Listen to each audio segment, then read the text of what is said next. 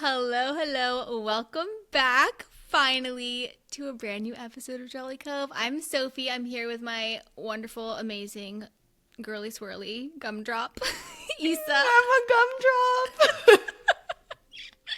I said swirly, and then I'm like, wait, this is not the toast. No, I love it. But we are swirlies. We are toast. What is it? Like toast adjacent? Like toast. We're toast coded. You were toast coded. Yeah. Okay, it's our first episode of the new year. We have not recorded in a couple months. We took a little break for the holiday season. Life was just really busy. But we're back with a bang. I'm so freaking excited to talk to you about the Nightingale today. This is like I feel like it was like an instant classic when it came out because It's been over 10 years now, which is wild. And this is probably the oldest book that we've ever talked about on Jolly Cove. Like we usually go for new releases. There wasn't really anything that exciting or new or anything coming out this month that I was so excited to read, except Onyx Storm. That's the third book in a series, and like I wasn't going to make it Everybody's talking about that book. I know. And not necessarily in a good way. Like, I've heard a lot of really sad things. That's all I'm seeing on my stories. People talking about people Onyx. are just saying it's so confusing. And that's how I felt about the last book, Iron Flame. So I'm like, ugh, I already got it on Audible. But I don't know if I'm going to listen to it. We'll see. Anyway, okay. We have some big updates. We have sad news. We have happy news. Let's start with the sad. Okay. SG is not with us. Okay. Our girly SG is no longer a permanent co-host, which We lost a swirly. She's welcome back anytime. We're gonna think of it as a hiatus because she has said that she really wants to like come back at some point whenever she can. Life is just really busy right now. What is it? It's like it's not a goodbye. It's just a see you later. Yeah, exactly. But we miss her dearly, and the podcast won't be the same without her. But it's still going to be fun. It's still going to be jolly vibes. We keep it jolly. Keep it uplifting. We're grieving still, but we're keeping it jolly as we can. Exactly. So we are going to be a duo for the foreseeable future, which is so fun too. Am I speaking English? We haven't podcasted in so long. I'm so dusty. We're rusty. My mic is dusty. I had to dust off the old microphone. I have one literal headphone, but we're pushing through. We're hanging on by a thread. Okay. So that was the sad news. The happy news is that your girl's pregnant. Me, Woo! Sophie. We're having a baby. And we're so excited about it. This is how I told the news to Issa. I FaceTimed her and I was like, look, we have a new co-host. I know that we like lost SG, but we have a new co-host that I'm like actually really excited about. I think they're going to be great for the job. She's like, no, you guys. What? No, you forgot the whole sus part where she's texting me like super early in the morning and because I was going to the barn. It was like 7 a.m. and I'm riding and I get a text and she's like, I need to talk to you. Like, I have some major drama. And I was like, I said, whoa. I have some tea. I have some tea. Can you hop on a quick FaceTime? It was like early morning. Yeah, let me just give you a call because I'm driving home like before work. And she goes, no, like this needs to be a FaceTime. And I was like, dang, like this better be juicy. Like this better be the tea of my life. Meanwhile, I'm like calling Mario and I'm like, I just got the most sus text from Sophie. She's telling me that she's got like some major tea to spill. I'm kind of concerned. And then he's like, do you think they got a dog? And I was like, could it be? I don't think she'd make it that dramatic. That's a good guess. I think he was just thinking like, if you FaceTime, you'll just show me the dog and it'll be that much more. And then I started thinking maybe she's pregnant. I'm glad that you had like a tiny bit of a heads up of like thinking I was being sus. But no, I was like, I can't tell her in the car. She's going to like crash. Like, I started screaming. So that was probably best that I was like, it was super, super cute. But yeah, we have a third co-host on today. Wait. Oh, we have a fourth co-host. Instacart. They are leaving stuff at the door. Iggy's such a good guard dog. So anyway, that was really cute getting to tell her, and we just announced it like to social media and everything last week, and that was like so fun and special. And yeah, it feels a little more real now that like everybody knows, which is fun. So I do have a mocktail for my Jolly drink, obviously, tonight. The most gorgeous mocktail I've ever seen. What is that? Oh, thank Tell you. us. Let's jump into Jolly drinks, shall we? So it's unfortunately, oh my God, Iggy's so cute. He just got in frame and he's like licking Issa's face. YouTube will be blessed. I love him. So this is not on theme at all for the book, unfortunately, but it's just something that I've been making myself like every day this week. Granted, I haven't like put the cute little lime slice and like put it in a wine glass, but it's pear juice, lime juice, Ooh. and then I top it off with a peach Waterloo. It is the most delicious, refreshing, yummy thing ever. I saw this girl on TikTok, Lex Nicoletta. She's like the coastal grandmother. She's always making her. fun drinks, and she used the pear. It's like an organic pear juice. You can get it at Publix. It's like in a glass bottle. It is so delicious. So I've really been enjoying this. I've had it like every single night this week, and I've been craving everything fruity and fresh and like citrusy. And this is like I a really watched good your spot. vlog. It was just everything I needed and more. Thank you. And I heard about all your Christmas like issue with Christmas. Don't even making say you wanna Don't even vom. say that word, please. I'm gonna I'm be so sick. sorry. I'm so sorry. That made me. I was like laughing so hard. Isn't that It's crazy? like this is such a you thing, like just so random. It's the weirdest actually thing not that's ever you. happened. Like No. you, that's not you, but it just like is you that. No, but that it's like happened. so. My one aversion I've had throughout this pregnancy so far. I think they mostly would happen in the first trimester if you're gonna get them. But anyway, Christmas has been my biggest aversion. Like the thought of it, the smells of it, Christmas music, decorations, like actually makes my stomach turn, and it's the weirdest thing I've ever experienced. Because people get aversions to like coffee or like I don't know, just like random stuff that they used to love. Mine's Christmas in general. So sad. But people did say, because I even made a TikTok about it, I'm like, when does this go away? Because this Did cannot be a people thing. say that they've experienced this before? I need to know. Nobody said that they experienced Christmas. the Everyone was only like, one. oh, I'm like the fridge. They were like grossed out by their fridge or by coffee. I'm the only one so far that I've heard that's been Christmas or like a holiday. But anyway, they said once the baby's out, like it will disappear. And they like assured me of that. I'm like, okay, that would be great because I don't want to, this would be like really sad if this ruins Christmas for me. Yeah. I don't want that. It's so weird. Anyway, what's your Jolly drink? I have tea. That's my Jolly drink. Harley and Sons hot cinnamon spice tea. I've had Remember, that. I think I mentioned it to you a long Yes, time you ago, told me and you about were it. like, "Yes, it's so good." It's really, so really good. I ordered a ton of them, and I think this is my second order because I like it's so cozy. The tea is so Yeah. potent. It's like like it really is strong cinnamon. So strong. It tastes like the holidays, and since it's like cold Mm-hmm. outside here in Miami and in Orlando too. Yeah. No, I actually, was it's like, I freezing. need a warm, cozy drink. And so I got this. I also bought the raspberry one from them. Just as amazing. Highly recommend. Wow. I'm in my tea era right now. I love that for you. I need to get some exciting teas. I'm just always sticking to like peppermint and chamomile and like English breakfast. It's like the only teas that I have, but they're good. Yeah, try these ones. This brand is good. They make like a bunch of interesting ones. I checked on their website, so I might need to get some different ones soon. But yeah, that's my Jolly drink in this. I love little it. Cutie hummingbird mug. That's that I a have really matching with my cute mom. mug. That's like really gorgeous. Wow. I guess, do you have any life updates to share? I shared mine. That's really the biggest one, the only major noteworthy one. What you got for When was us? the last time I give a life update? We don't have to cover like the last 3 months of don't our think I lives have because that's a lot. But Anything major? It's just been like a lot of travel for the holidays. I think I saw my house like maybe a couple nights. she was in Spain it's- for Christmas. Yeah, we were in Spain. We were in Mexico. We went to Orlando. We went to see the mouse, obviously, and my family.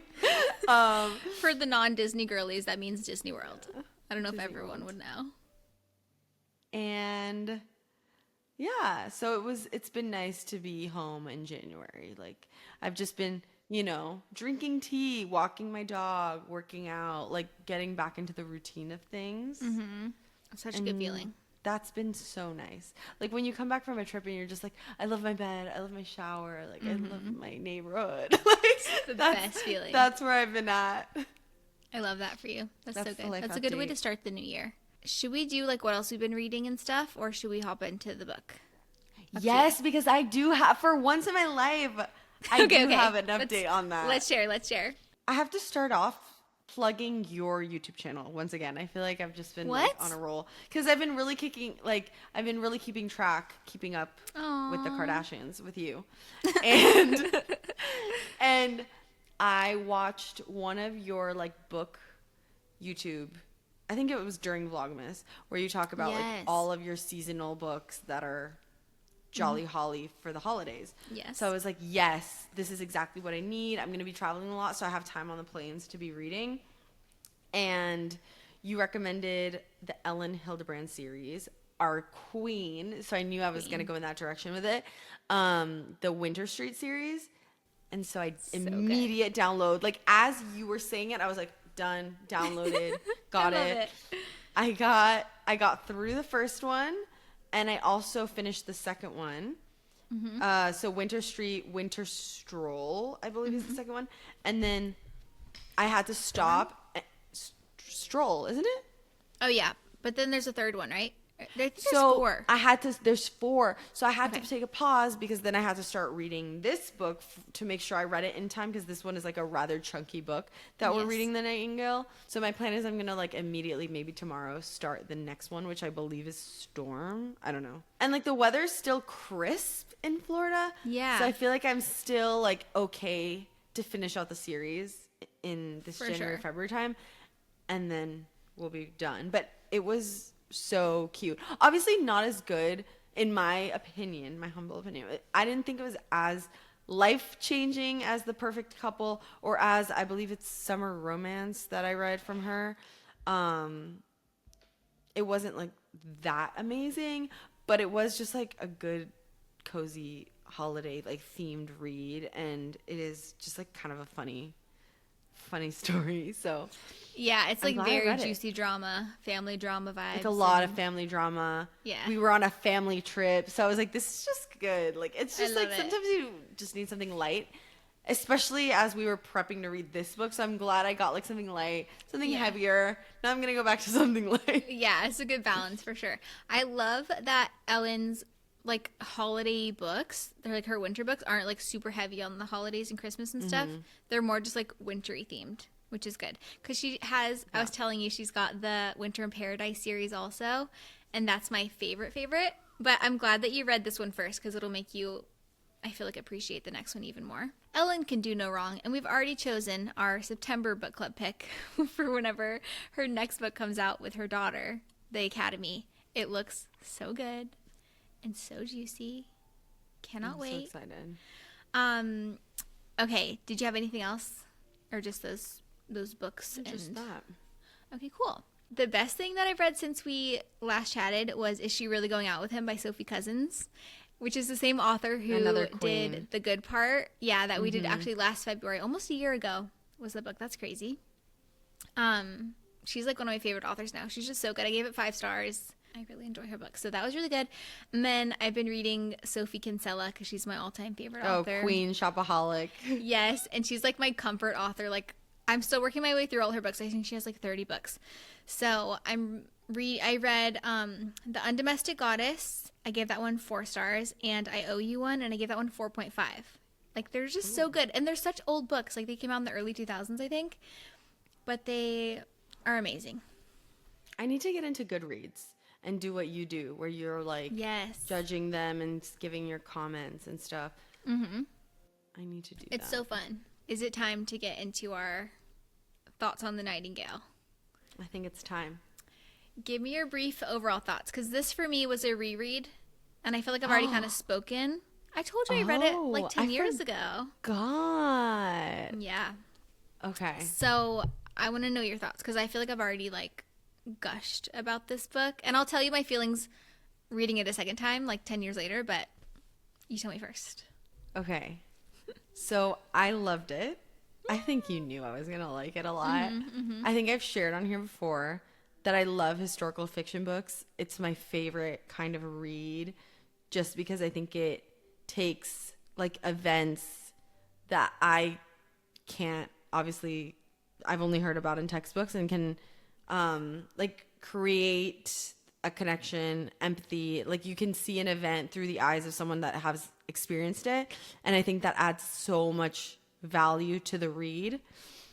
Yeah. Because I feel like it's just a more tangible way to take in the information, and I love that. So I thoroughly enjoyed reading it. I feel like I learned a lot about just World War II, the Holocaust, and like the impact that that made. More so with like the communities that it affected, because I feel like when you read about it in school, you read a lot about obviously like the human cost of the war and all of the tragedies and just like cruelty, unimaginable cruelty that went on. But it's different to also hear about like these other areas that were also affected by it. And that were kind of caught in the crossfire of all of this. And just like the choices that people had to make, the moral and ethical dilemmas that went on. There's like a lot of things I'm sure we're going to get more into during the book that just made me think like, what would I do in that situation? Like trying to be understanding of it. I think when we read, what was the other war book we read? That was kind of like... Divine Rivals? No. It was like, the women. Duh. The women, yeah, that we said the same thing, that like the women like were forced to make certain choices that outside of the situation maybe you would be a little more black and white with, but because of the reality of the circumstance, it kind of makes you think you have to kind of there's a lot of gray. It's so complicated. Grayness. It's complex. Yeah.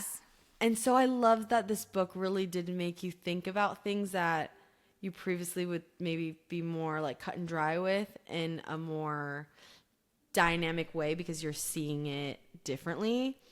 That was really interesting. Mm-hmm. And just ultimately like how fear and just propaganda and all of that infiltrated their life in so many areas. Mm-hmm. Yeah. It was so good. I highly enjoyed it. I'm so glad that you had a great experience with it. Mm-hmm. It's always kind of tough, like recommending a book that you know is going to make somebody cry. Like it's so emotional and heavy, and but it's also like there's so many redeeming, like beautiful parts about this book that just make it so worthwhile. It's not like, and obviously it's worthwhile regardless because you're reading about like a true historical event that you're just getting so many details. And I know she really tries to be as like historically accurate as she can be. I like that you brought up the women because that's also a Kristin Hannah book. And she just, the way that she writes about war and the beauty that can come from these horrific situations is just so mind-blowing and so impressive. But yeah, I love this book so much. I've always said like, it was one of the first books I think I ever read as like, just for fun as an adult. I think I was like 23 when I read it, and I read the whole thing on my phone on the Kindle app while I was at work because I was working at this spa, and it was like usually pretty quiet and they would just like let us be on our phones or whatever. And I just like read the whole book on my phone. I'm literally sitting there sobbing like at the front desk. Like this is so unprofessional. So if someone walked in the door, I was like, I'm fine. It was so funny. But yeah, this book is just so moving. And when I read it as a 23-year-old, I didn't know much about World War II or like I obviously knew about the Holocaust and like I knew the basics, but I didn't know, you can't really imagine like what daily life looks like for these people like when they were going through it, like in this small French village. They're not even like, the sisters weren't even Jewish, but their friends were, and they had lots of people in their community that were, and just like seeing them go through it and like the Germans invading their home and all this stuff, it's just like you just had no idea. It's just, I think she just does such a good job. Now that you say that she's the author of both of the books, I didn't even remember that until now. Yeah.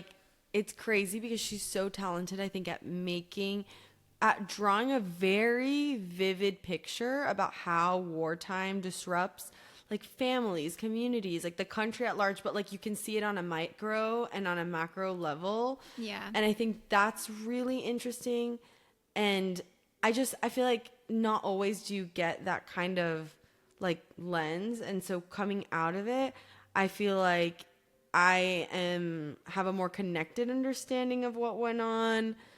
And that's so valuable, I think, with any read. I'm surprised that it's not, well, I don't know if it is or isn't, but I'm wouldn't be surprised that they would make this like a mandatory read in school or something like that. Because I think it really like shows you the dangers of like prejudice and hatred and like why these events have had such a impact and continue to, you know? Yeah, that's so true. Yeah. That's such a good point. This totally should be. And so should the women. Like, because that's, you're learning about World War II and then you're learning about Vietnam in that book. So, great history lessons for sure. 100%.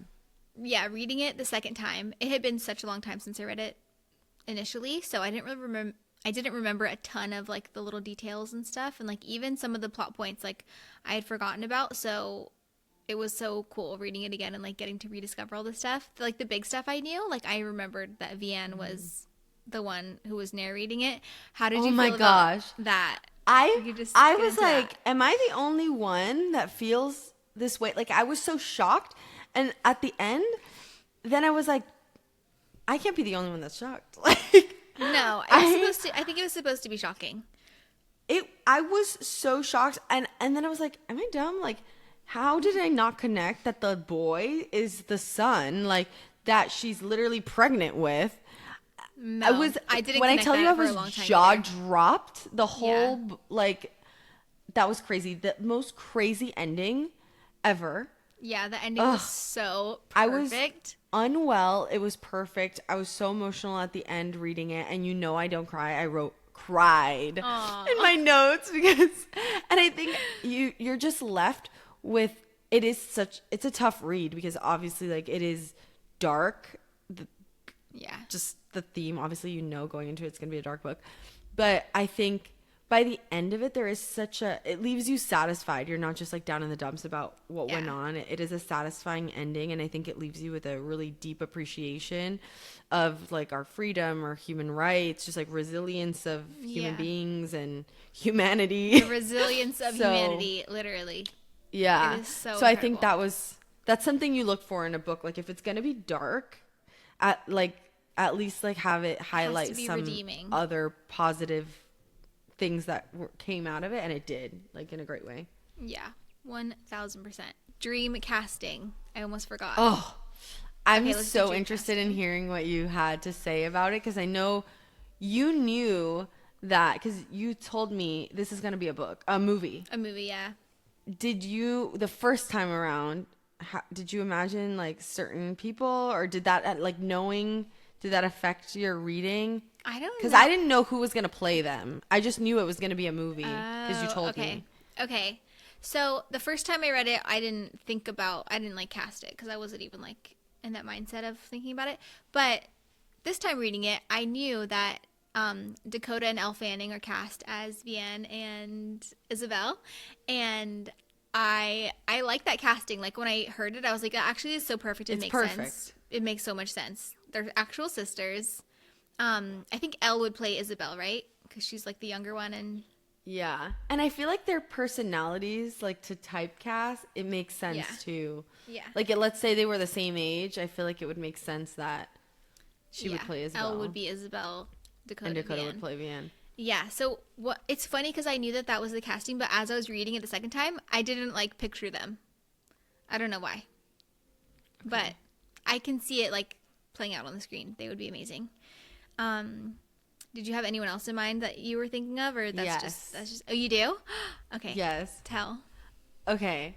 So for Isabel, because she's like blonde, beautiful, French, I immediately thought Camille Rosat, I think is how you pronounce her name, from Emily in Paris.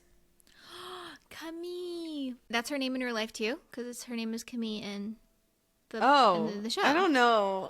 I don't remember. I just wrote it down, and that's what is that her name? Yeah, that is her name. Her name's Camille. Oh, okay. See, okay, I knew. That's amazing. Okay, that is so perfect Because I was like, I think I follow her on Instagram, and that's what her name is. for you too. I think she would be great. She Also, would be I know great. that their ages like change throughout the book, but I didn't really get that into the details with it. No, they can do makeup. I thought her for Isabel. For Vianne, I had Emma Watson. Stop. Because we've seen her in period pieces before, and she's like very motherly, very Belle. big sister. Hello, French Belle. Village. She's in The Women with Timothy Chalamet, and she's Little like Women. the older Little Women? sister in Little Women. Yeah, Little Women. Okay. She's in that one. I can wanted to totally see also that. That's use. really good. I wanted to use. I think it's Saoirse Ronan, but I was like, no. I say her for everything. She's also in everything. She's such a queen. So we need to Yeah. like change it up. My casting studio like needs to give other people opportunities. So Casting that's why I studio. thought Camille and Emma Watson. That is so And good. I love Then for that. Beck, I had like someone in my head Me too. pretty much the whole time, and then it switched. So I have Okay, two. I'm interested to see if we had one of the same people. Okay, should I say? Yeah. Okay, so I'll say the first one was Theo James. Okay. No. And then I had this like wild turn because I was like, no, I like Theo James. Like, I think he needs to be someone someone a little more. And then I thought Joe Alwyn. That is the best call you've ever made. I'm so sorry. Because he's supposed to be blonde. Because he's supposed to be blonde. Because I was Yeah. like, Theo James is like a little too like tan. And like, I don't know if you saw him in I'm sick. in That is White so perfect. Lotus. He was like bronze god on the No, beach. And Theo I was like, James no. is too like he's like goofy vibes to me. I don't know. He's too not, goofy. Yeah. He's like, not I like don't, German soldier 'cause vibes. I was thinking of him in Divergent, and I was like, okay, that's kind of giving. But then I was Okay. like, no, I need someone that's like a little bit more like, do I like him? Is he the enemy? And that's Joe Alwyn. That is so the enemy. Oh my gosh, that's so Miss funny. Swift's ex. Like I was like, the That's smallest perfect. man alive needs to be him. This is Actually, I don't so even Beck. know. I don't know if it's the smallest man alive because we're like, it might be what's this other guy from the Maddie. 19? Yeah, who knows? There's a little controversy on that, but Joe Alwyn is such a good That was my pick. thought. Okay, I have another very villainous, spooky kind of guy. Not that Joe Alwyn's that spooky or that villainous. We're just, we ride for Taylor. Team Taylor. Um, But I love the I- word spooky for him because it's like not as mean, but like he's spooky vibes. no, but like my guy is actual spooky vibes. Okay. Okay. Oh wait, I know who you're gonna say. Who? Army Hammer. Yes. I knew it. Because you said my guy's like actual spooky. I was like, oh, actual spooky is Army Hammer. Like he freaking eats people. Or that's what they job. say. That's what they say. Allegedly. Allegedly. How good is That Army is Hammer? Because he's also blonde. so He could totally good. play like a No, soldier. he could totally play. Okay. Yeah. We- I saw him we in The slayed Social that. Network. He's like a mean guy. Yeah. Okay. I love our castings. That was Oh, really wait. good. I Who have else do one you have? for I have- Von Richten. I But hate it's him. actually, I put Von Richten, horrid, disgusting, nasty, scum between my toes. scum of the earth. Okay, so this is who I imagined in my head during all those crazy scenes. This is who I imagined. Count Olaf. 100%. 100%. Like I was like villainous. Like it had like So like this nasty old man. I don't think he's actually supposed to be that old. Ugh. I hate. But that's the only person I could like think in my mind to represent That's hilarious. this kind of horror. No, that is what his insides look like. That's for sure. Isn't that Von Richter. I hate That's this man the with only every person. fiber of my being. Like, awful? so nasty. He represented like everything pure evil. Did you have a casting for any of? I casted Gaetan. I don't know if that's how you pronounce Oh. his name. Isabel's lover boy, Yes. Timothy Chalamet. I mean, Oh, okay. they kept going on about his like sharp features and he's like skinny. It was like, it's Timothy. Perfect. Yeah, that's perfect. And he's French, Yeah, Chalamet. isn't he? I think Yeah. so. I thought that was a good one. It's another good one. That's all I got. Okay, let's get into the actual discussion questions. Okay. Question number 1. Why do you think Kristin Hannah chose to keep the narrator's identity a secret in the beginning and end of the novel? Were you surprised by who it turned out to be? Were you satisfied when you discovered who it was? We kind of touched on this a little bit, but yeah, you tell me. You were shocked. I mean, I think she chose to do that because we are reading back in time. It's like a flashback. So if we would have known who the narrator is from the beginning, we would have known, okay, so this person survives. Yeah, it's like a huge spoiler. It would be a huge spoiler. Yeah, so I think that's why. Yeah. But I was so surprised. Did you have an assumption of who you thought it was going to be? I totally thought it was Isabel. Oh, okay. I thought it was Isabel. I think that was my 100%. Original thing too. Yeah. I didn't even connect the son thing. I was like, I'm sure Isabel has a son by now.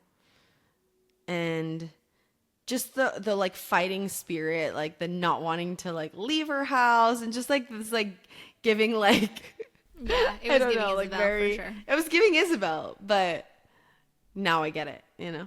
Also, by the way, if I'm like out of breath, I feel like I'm like gasping for air in the middle of my sentences. I think that's a pregnancy thing. I'm just like heavy breathing. I apologize, but no. Yeah, I agree. It was because it would have been a big spoiler. And I can't say that I was like shocked because I remembered it from before, but it was still like, it's very satisfying. Yeah. Yeah. Now that you say you thought it was Isabel, I'm like, yeah, that's for sure what I thought originally too. And I was like kind of sad that she didn't make it, but also it all just panned out so beautifully and perfectly. And I can't wait to talk about the ending. I think we're going to get to that. Oh my gosh, the ending. Next question. Isabel and Vianne react to conflict and war in different ways. Do you identify more with Isabel's impetuous yet brave approach or Vianne's quiet strength? Do you admire or relate to, or who do you relate? Sorry. I got these questions from the Kristin Hannah like official website, and they're really long. So bear with me. Who do you admire or relate to or sympathize with more? I finally got through that. Sorry, everybody. No, you're fine. You answer first. I need to catch my breath. Okay. I was like, you want me to go first every time? Okay. So I felt like this is an interesting question because at the beginning, I really didn't like Vianne. Like I had a really hard time with her because I felt like she was so by the book, which is interesting because I feel like on the scale of like 1 to 10, I'm pretty by the book. Like, yeah. I like rules. I like order. I feel like I'm like pretty goody two shoes. Like I like that. I like structure. But I just found it so frustrating because I think in certain situations you can't be by the book if the situation is not in the book, you know, like, yeah. like you're like dealing with some crazy stuff, like you can't. And so I thought that was like having to read some of the scenes with her and like where she, like specifically when she gives the list of names to Beck, I believe it was. Yeah. I was just like, what are you doing? And she acts like, oh, but I didn't know. Like, it's like, it was just kind of hard to read, and that made her, for me, really unlikable.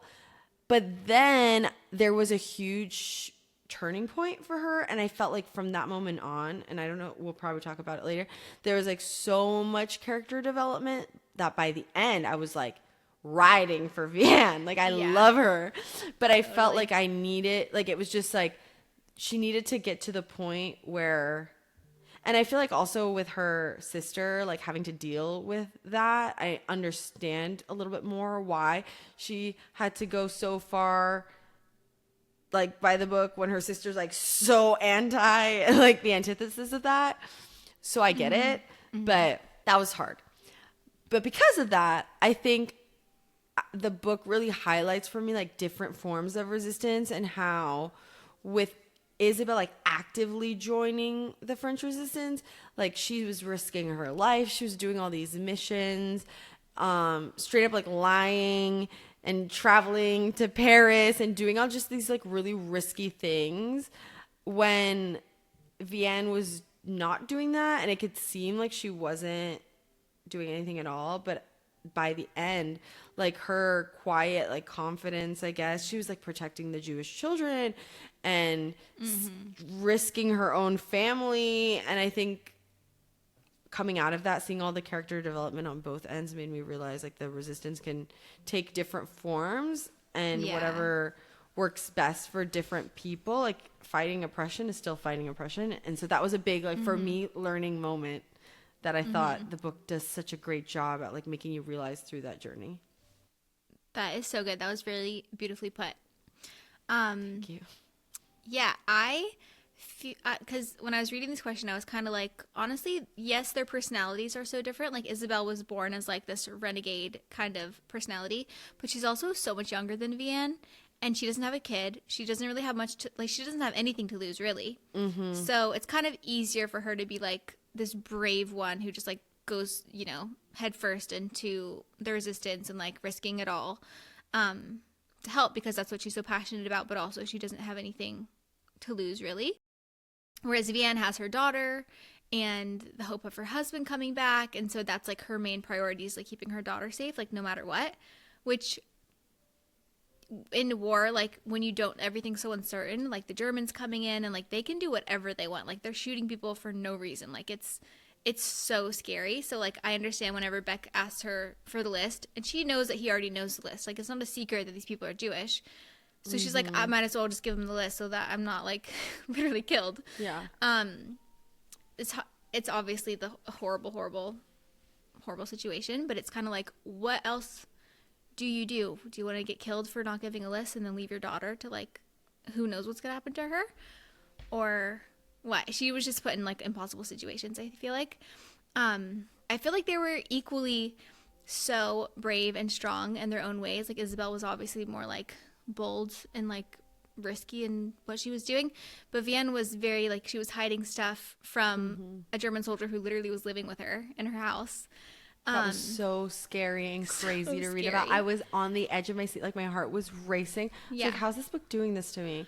I feel like she at the beginning is kind of seen as like a very passive character, and I think during the situation that's why I was so frustrated. I'm like, how can you be passive in a moment where like you can't, you're either yes or no, like you kind of have to.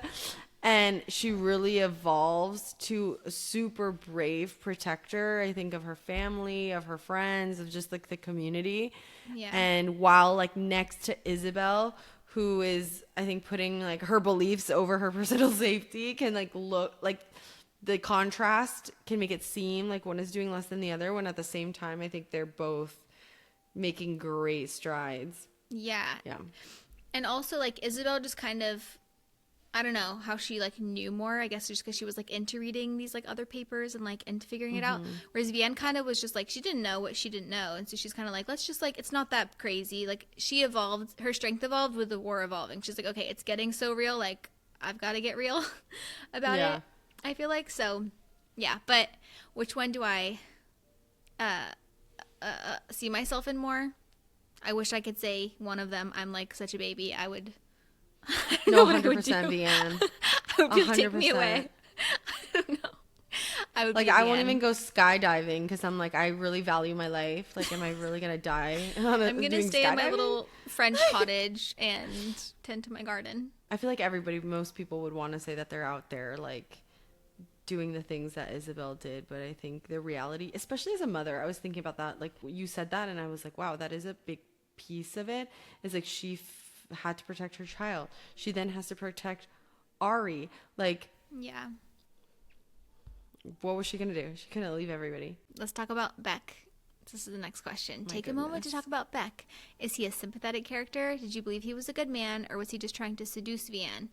How did you feel about his and Vianne's dynamic, and did he deserve his fate? I know it's a big question, but this was one of the most fascinating dynamics that I think I've ever read in a book. Yeah. Like, this is what I wanted. I was like, this is the juice that I look for. It was crazy.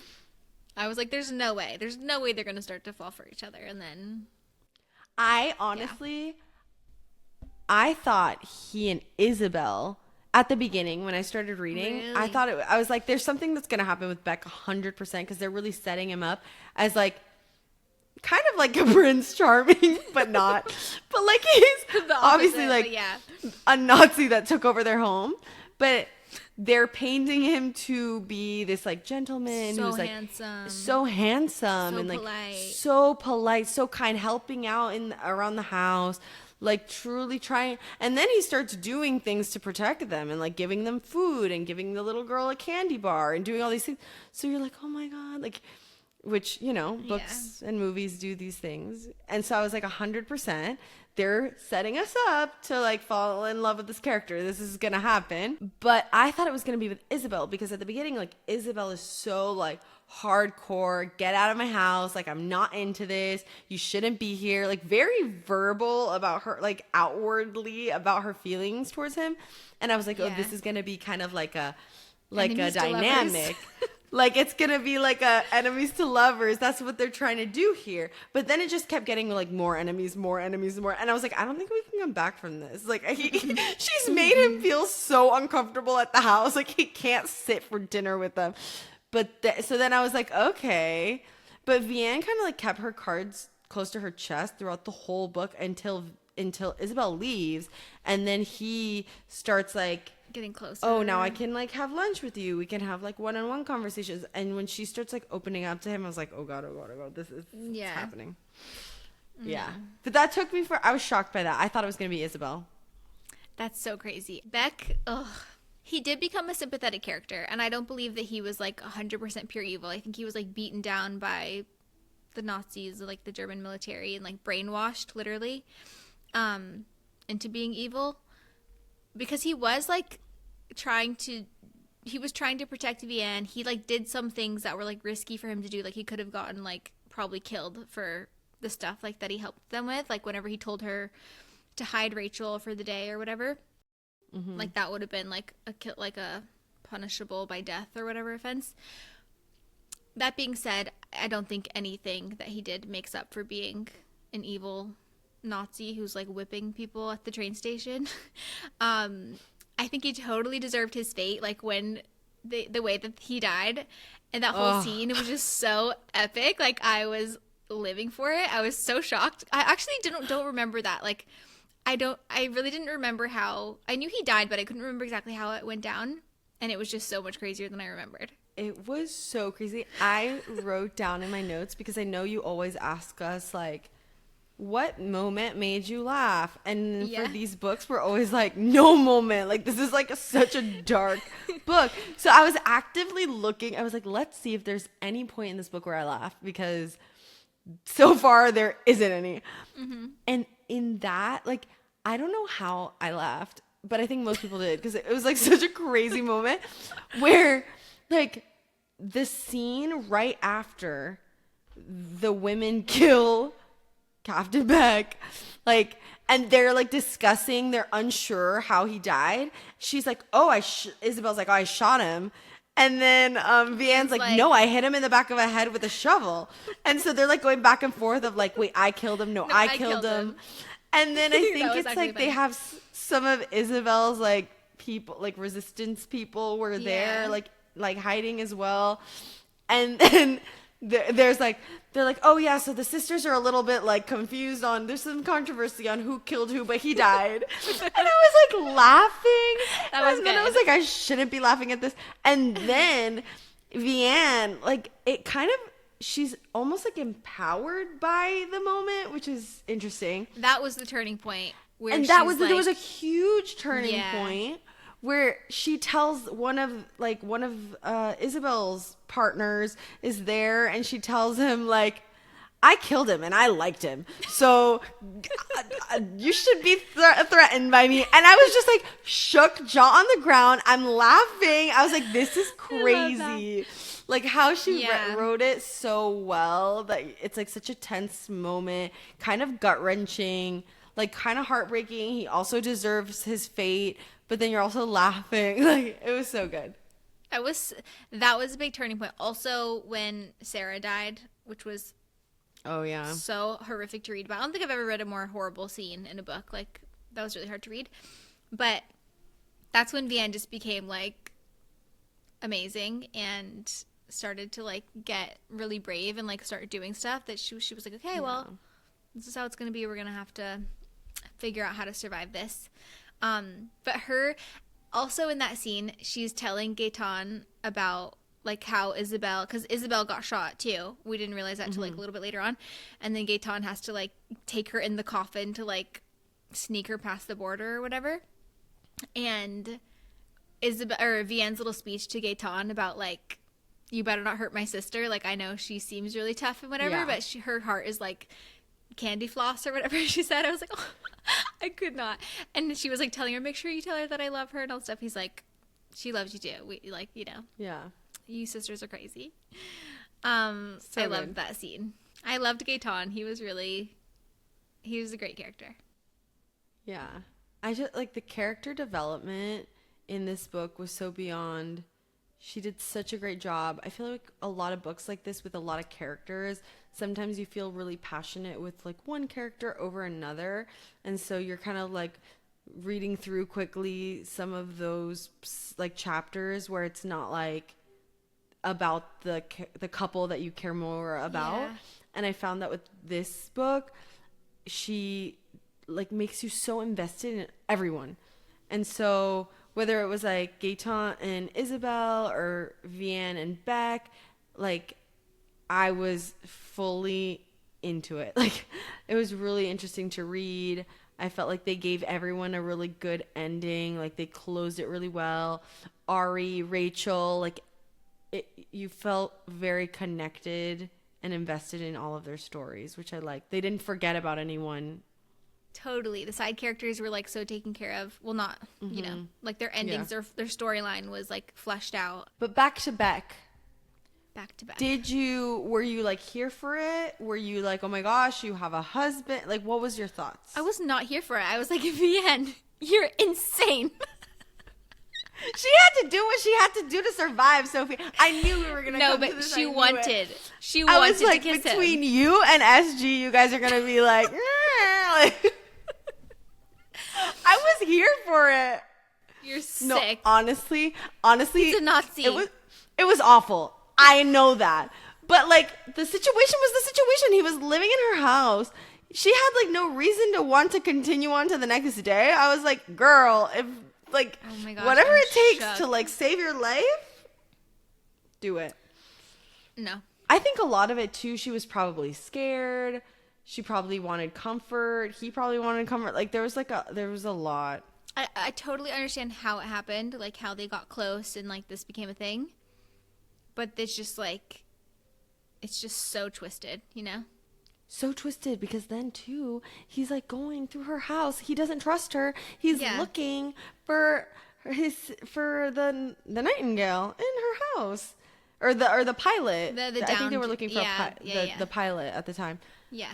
And I was like, how are you don't you feel guilty about this? I was like, the whole time you're, like, creating a relationship with her so that you trust each other and you're bringing her things and you're protecting her and she's, like, you know, keeping you in her home, and now you're gonna ruin all of that by going crazy, like ransacking her house to find some guy. Like, I was like, what are you doing? He, like, flipped a switch.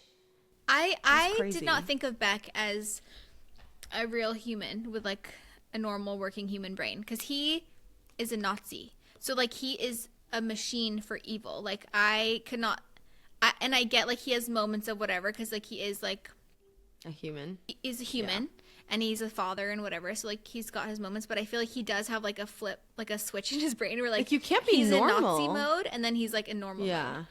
And so, yeah, like, he was always going to put, like, the Nazi vibes before the romantic Nazi relationship. Vibes. He wasn't going to give up being a Nazi for Vianne. Like, also, he would be killed if he didn't do his job. I was going to say, the other thing is, like, he's also in a situation where if you don't do what you're doing, like, everyone, that's the whole reason that this all happened, because everyone was doing it. So it was almost like a, well, I don't have a choice sort of thing. Well, they would get killed, right? So it's very complex. But Vianne getting caught up in it and like wanting to kiss him was crazy, and I'm so glad that they I'm never so actually glad kissed. because I'm so imagine glad that when he died. her He husband had to die. came back. Oh, That would have been like the drama that would have been. yeah. But also, it was kind of still dramatic. Yeah. Because of other things that went down. Because of other horrific things that were not her fault. Yeah. But like if it was with Beck, then it would have been her fault, and then it would have been like Yeah. so crazy. I'm so glad they killed him. And I'm glad that it was Vianne that like was down to kill him as well for her sister. I'm like, hey, that like redeems everything about her. Like, that redeemed. starting to catch feelings for him. She was like, no, he is a Nazi. He's about to kill my sister. Like, you're out of here. Next question. Isabel's father sacrifices his own life to save her. No, I'm actually going to cry just reading the question. She realizes that he is trying to make it up to her, asking for forgiveness and seeking redemption all at once. In your opinion, did this act accomplish that? I want to hear your thoughts on this. I feel like this, for some reason, this whole scene moved me so much. Like, the dad, who was like such a deadbeat dad throughout the whole thing, like, that was a major source of why Isabel and Vianne's relationship was so fractured, and Isabel had like such a horrible childhood because of him. And yeah, it just, it was so moving to me because we learn that the dad, like throughout all this character development throughout the book, we learn that he was that way because he had like PTSD from his time in World War I. Nobody knew what that was. Like, obviously we learned from the women, like nobody even knew what that was until Vietnam, which was so much more recent than World War I. So it's not like they could have really helped him or done anything about it. Mm-hmm. So he's an alcoholic because he's got all this trauma from the war he was in, and then he treats his kids badly. And there's no excuse for that, obviously. But it's like, at least you can kind of have empathy for where he came from. I feel like, honestly, it did kind of make up for it. I feel like there's no sacrifice greater, or no act of love that's greater than like sacrificing your life for the one that you love or people that you love. And so I just thought it was such a beautiful moment, and it just like made so much sense. What better way can you show, like, prove your love to your daughters than being like, I'm literally gonna take one for the team here, and giving himself up as the Nightingale was just really, really beautiful. Yeah, that was so moving, and I feel like that's exactly what I was talking about earlier. That like Kristin Hannah, does such a great job at wrapping up the story of every character in such a profound way that like no death is for no reason, you know, like everything makes sense. I think every character like has some crazy impact to the story, and that was perfectly wrapped up with his ending. Yeah, it was very redemptive, I feel like. But yeah, I don't think I cried harder. Like, I cried a lot in the book, but I think I was crying the most during that whole scene. I was just really? Like, there's no way. Yeah. The end got me. The end too. Next question. Which character's fate would you say was the most tragic, the most poignant, or the most harrowing? So, Sarah for me was the most tragic because that was like Sophie's best friend, and it just felt so meaningless. Like, she's just a little girl, and she got shot for nothing just because they were, like, and it was so graphic, too. It was so like, graphic. Way, it was awful. So awful. It was the hardest thing I've ever had to read. Which I think was the reality of a lot of deaths then. And it kind of showed, like, there was no, like, whether it was women, whether it was children, like, it didn't matter. There was, like, no mercy. And I think, there was no mercy, and I think that, obviously, that needed to be shown. Which is, I think, why, and it kind of caught you off guard. Like, the whole scene, I was like, did I just read that? I went back and heard it again because I was listening to that part on audio. Mm-hmm. And I remember I was, like, in the kitchen, like, chopping up my carrots. It's like, what? Like, my major jump scare. Yeah. It was horrible. I was reading it right before bed, and I was just like, I cannot read this before bed. But then I just had to get through it because I was like, I'm not going to stop in the middle. It was just so awful to read about, just like a mother losing her little girl and having to deal with that, and then not even being able to like take a second to like grieve or figure it out. She immediately had to like go hide in the basement with her son. It was just so horrific. And I agree, like, she had to put stuff in there that was like, okay, this is this kind of thing actually happened, and it was so horrific, and so it just really puts into perspective like the actual horror of the war, and made it more personal because you're reading about like a specific family, not like just a number of people that died. So Yep. that was brutal. I feel like that was the most tragic.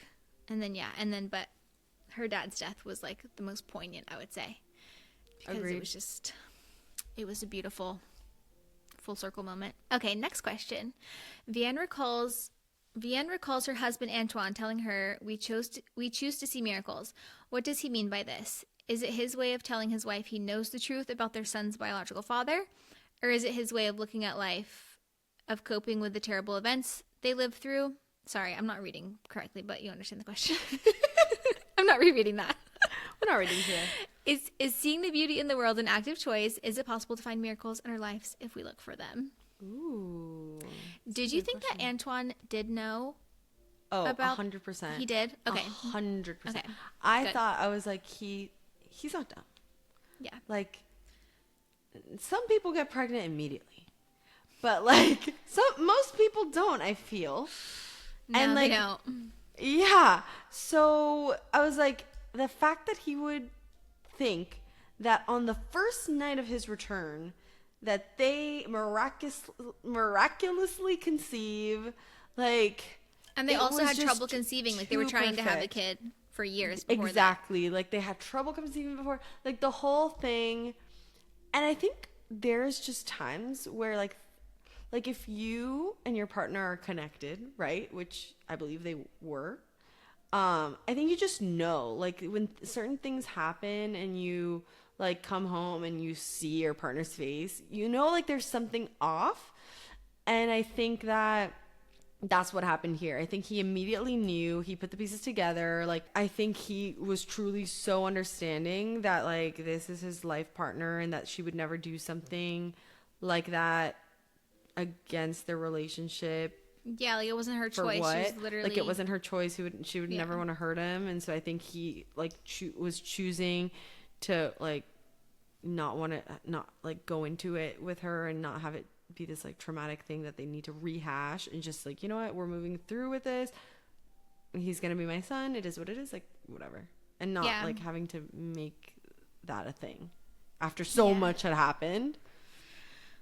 I think too, people that go through trauma, like, see the world with such a different lens and perspective, and a lot of times, like, things that could have been, like, major end up being, like, no biggie. Like, they say that a lot about people whose parents pass, that, like, when you have a parent that passes, like, the way you move through the world is so different, because things that any normal person would see as a big deal for you are not a big deal, because the biggest deal of all, like, you've already been through that trauma, which is, like, losing a parent. Wow. Or, like, Yeah. someone close to you. So I think it's the same thing. Like, when you've been through a war, you've seen so much death, like, are you really gonna make a big deal about, like, somebody, like, your wife getting abused sexually and, like, being pregnant when it wasn't her fault? Like, probably not. Yeah, obviously he, like, shouldn't have been mad at her or anything. But I just was like... I was like, okay, he has to know, and she needs to know that he knows. Otherwise, she would feel like this, like, weird secret, and, like, she felt like some weird shame around it. She was, like, saying that. It's like, I can't have her living with the secret. Like, it would eat her alive, I feel like, after a certain amount of time. So I'm glad that you agree that he probably knew. And it did seem like that's what she was trying to say. Like, or what he was trying to say with, like, we choosing to see miracles here. Next question. Which scenes moved you the most? I already kind of said the one with her dad, you know, saying that he was the Nightingale and sacrificing his life, but also the whole ending scene, the whole reunion. Oh, beautiful. Those were my most moving scenes. What about you? So I think the most moving scene. Oh, I wrote this down. I don't know why I'm not looking at my notes. I thought, and I wanted to bring it up because I wanted to see if you had thought this was, like, a moving scene. For me, I think the most moving scene of the whole book was when Vianne ends up going to church and having, like, a confession with Mother Superior and I think Sister Marie. I don't know the name of the sister. And she confesses that she inadvertently, like, gave Captain Beck the list of the Jewish names. and she's just like repenting, like having a like, crisis moment, and she kind of comes to them like, I think almost looking for them to tell her like it's okay, like we do what we do, you know, we have to do what we do to get through this. But they end up kind of telling her like it's what you did is kind of not okay, and at the same time like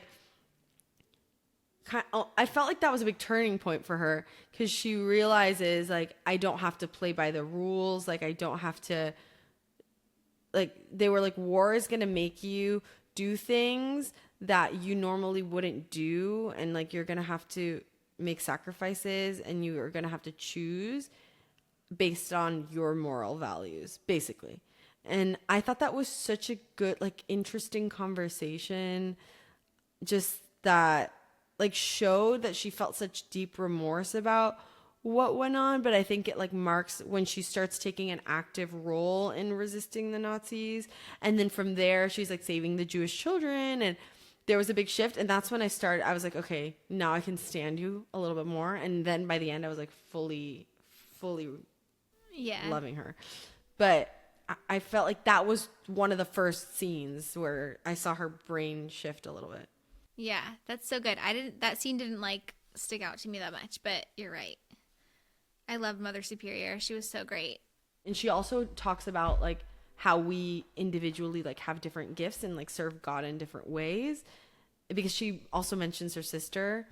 And I think like that made her realize like I may not be out on the front lines like Isabel, but I can serve God in a different way, like according to my talents and what's in my heart. And I thought that was really moving too. Okay, let's talk about all of our thoughts and feelings about what happened at the end of this book, like the whole reunion scene.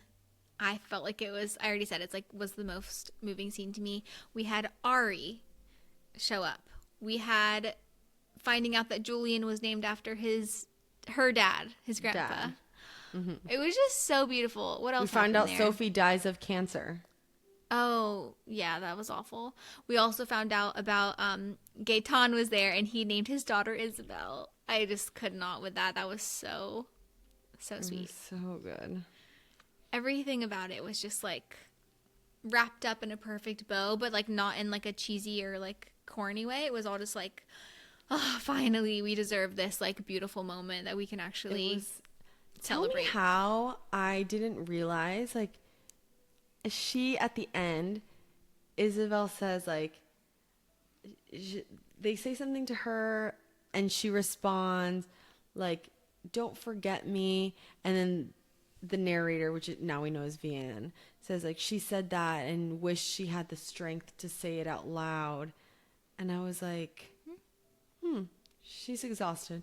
Like I didn't like think she's dying. Like this is her literal last breath. Like I was like, she's just like running into Gaetan's arms and they're just leaving together. Like I didn't, in my head I was like, there's no way this is happening. Like I was in denial. Yeah. And then the next line is like, she said that with her last breath or something like that. And I was like this, what? Like, I was like, there's no way. And then the whole monologue that Vianne gives about her sister and how she always thought like, oh, she's crazy, she's wild, she runs and chases the boys. And she says like, I should have known she wasn't following a man but her beliefs, that she was doing something important. Yeah. I couldn't. It makes me sick that I'm so glad that Isabel made it out of the camp and was able to like come home and like at least die at home with all of her loved ones. Even Gaetan was there. Like she got like her final moment with him. He finally said he loved her. But the fact that she didn't get to like live out the rest of her life was horrible. Awful. The Ari reunion made me feel better. Reunion. I cried. So good. I cried. I noted it. Cried. It was just the best. And I also love the fact that they bring it back to Julian and how he ended up like being the glue that kept Vianne and the husband, when the whole like anxiety that she had of like, he's coming back, like I'm growing, he's gonna know this isn't his child, now I have to lie, like, Yeah. when it ends up being exactly what her husband said, like it was a miracle that ends up being just the biggest blessing. It's so beautiful. I literally wrote that in my notes. She was like saying how, yeah, he could have been the one to like rip their family apart and like it never would have been the same, but he brought them all back. He brought her back to life and he brought their whole family back together. Oh, it's just so good. A favorite quote from this book. Do you have one? I was reading it on my Kindle at night, but then I would listen to it during the day. And so it was hard for me to like capture quotes, but I actually Googled like the Nightingale quotes just to see what came up. And one came across that I was like, I actually remember hearing this and it like really struck a chord with me, but I just didn't write it down in the moment. So it was love. It was the beginning and end of everything, the foundation and the ceiling and the air in between. I just thought that's just so beautiful and so true. Yeah. For me, it was pretty much anything that Mother Superior said. That chapter was so like impactful for me throughout the book. But besides that, I like the quote at the end where she says, then she like saw tragedy in it and now I see beauty. Just talking about her sister, like I think that was a quote from Vianne talking about Isabel and how the whole thing was so tragic, but like I think when you step back sometimes there's a lot of beauty in some of those events, and if you can find it, I think that it helps you move in a better way. Yeah, that's so good. Let's do our final rating of this book. What'd you give it? How many stars? I think I have to say 5. I think so. A solid 5? I think I was between 4.5 and 5. But I think it's a 5 because I think the reason I was going to knock it down to half a point is that some of the scenes were hard to read through. Like in some portions, it was like a little tough. But that's just like the nature of like the situation that we're in, you know? And so I can't like knock it for like having like, it's a dark read, you know? And I think even with that, it was a page turner. So yeah. And also like that darkness is what makes this book so impactful and powerful. Yeah.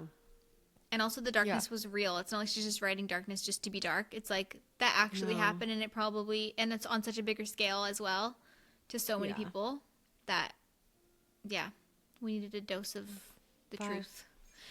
5 stars. Me too. I also give 5 stars. So good. It gave me everything I wanted in a book.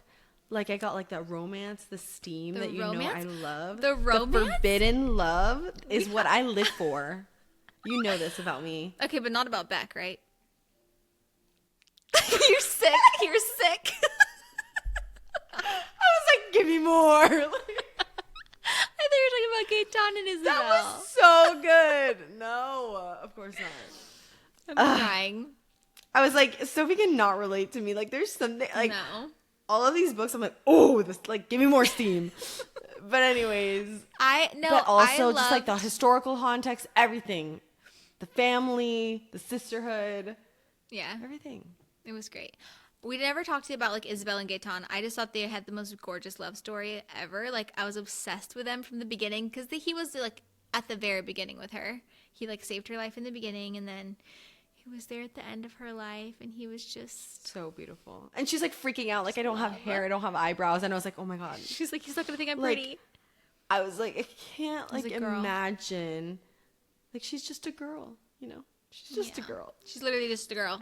And at the end, she's also the Nightingale, and she's like, I don't even care that you have no eyebrows or hair. Like, it was just, and she's like a skeleton. Like, the way they describe her post concentration camp is like awful. I can't imagine like reuniting with your lover after like, the love just prevailed. It was just so beautiful. I'm so excited to see the movie. I'm so excited. It's coming out apparently this year, 2025. They said I don't trust them end anymore. Of the year.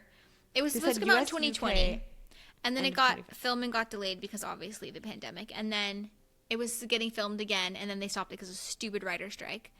And now it's hopefully something's happening. But I haven't heard an update in a long time. It comes out this year. Kristin Hannah did like an Instagram reel last year, and she's like, it's coming out in 2024. She's like, it's for sure coming out in 2024, and it didn't. But I think that was because there must have been some issues. I can't wait. That's going to be so interesting to see that come to life. I'm so excited. And I wonder who they cast as Beck and Gaetan. I can't wait. I feel like Timothée Chalamet is like the perfect choice for Gaetan. Yeah, he's got to be in there somewhere. Yeah. Who else? Meryl Streep could play Mother Superior. 100%. Wouldn't that be good? You need someone like that. You need someone like so wise. So yeah, I'm glad that we like have an episode for this book, because this book has just held it's been like on such a pedestal in my mind for so many years that I was so excited to reread it and like see if it held up, and it totally did. And so that was great. I loved it. Did you see the text I sent you about this book, One True Loves? Because I'm thinking... No, because I was driving. Okay. But I saw you texted me. Okay. Taylor Jenkins Reid, One True Love. What have we read that's that person? Taylor Jenkins Reid. Have we done one of her books for Jolly Cove? She wrote Daisy Jones and the Six, which is like insanely popular. Malibu Rising. Yeah, I watched the show. Okay. Yeah. The show was really, really good too. So this book came out way before those books. I think it's from like 2016 or something. So it's older. So you want to read this one instead? Because you had said we never settled for sure on a book for February, right? Because I didn't know if you had anything that you were like excited about.